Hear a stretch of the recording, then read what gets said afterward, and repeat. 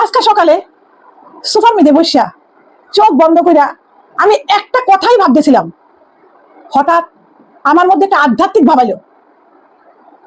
আমি এটাই ভাবতেছিলাম, আমি কে? আমি কোথা থেকে আসলাম? কেন আসলাম এই পৃথিবীতে? কোথায় যাব?